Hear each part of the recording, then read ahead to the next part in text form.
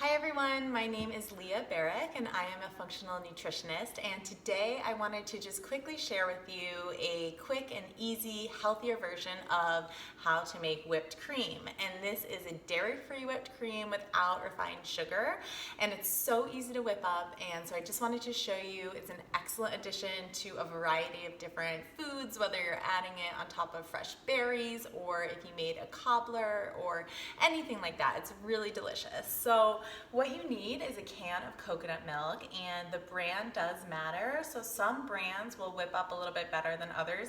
This is a great one. There are some others, but if you try this recipe and it doesn't work, it could be the brand of coconut milk you're trying. You're also gonna need some maple syrup and some optional vanilla extract. So what I already did was I actually put this in the fridge overnight. So that's a really important step. So you wanna think ahead a little bit when you're making this. So just put it in the fridge, not the freezer. You just want it cold, and you want to make sure you're not shaking it after, because essentially we put it in there so that the solids will separate from the liquids. And then I also put this bowl in the freezer about 20 minutes ago, so that will just help with the whipping as well. It's not required, but it does help a little bit. So I'm going to just open up this can of coconut cream. And once I open it up, we're gonna just spoon out all of the solid cream that's on top and leave the liquid on the bottom. So I'm gonna just carefully take this out and transfer it into our cold bowl. And you're gonna just have to take a spoon or something, scrape it off. Perfect. And then just carefully scoop out all of this cream. So this is gonna whip up really nicely.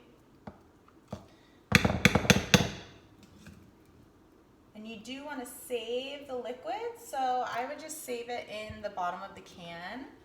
And essentially, if you're doing this and it's a little bit too chunky once you start to whip it up, you can add a little bit of the liquid that's in here to help it a little bit.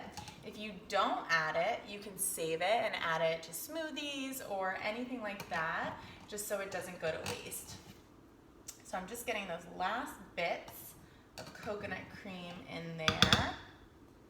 Perfect. And so at the bottom here, it's just like a watery consistency. All right, so we got that in there. I'll set this to the side. And the sweetness will kind of depend on how sweet you want it. I'm gonna add a tablespoon of maple syrup, but you could add more, you could add less. The coconut cream itself is really delicious, so you might not even wanna add any if you're trying to go lower sugar. For now, I'm gonna add just about a tablespoon. And then the vanilla just adds a really nice taste. So again, this isn't required, but especially if you're going lower sugar, adding some vanilla will help with the taste there. So I'm just adding half a teaspoon. I'm gonna set that to the side. And then I just have my whipping machine here, and I'm gonna just put it in and start on low.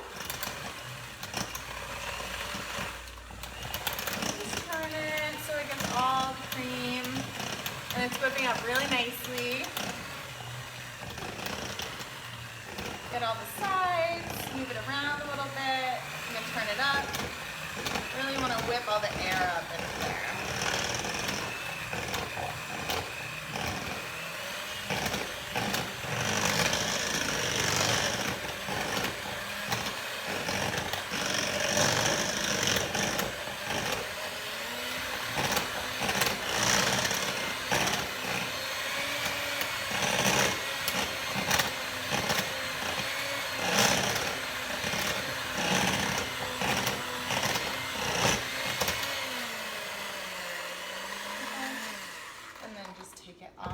And I always like to taste it at this point just to make sure that it's sweet enough and it tastes good.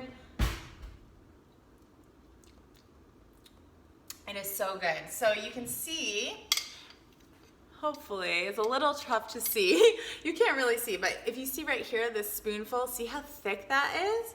And so that's great for putting on an ice cream sundae, or like I said, it's really great on fresh berries with a little mint. Some raspberries are my favorite. I just made a gluten-free fruit strawberry cobbler, so I'm definitely gonna be putting it on that. And it lasts really well in the fridge, so it'll harden a little bit, which is nice.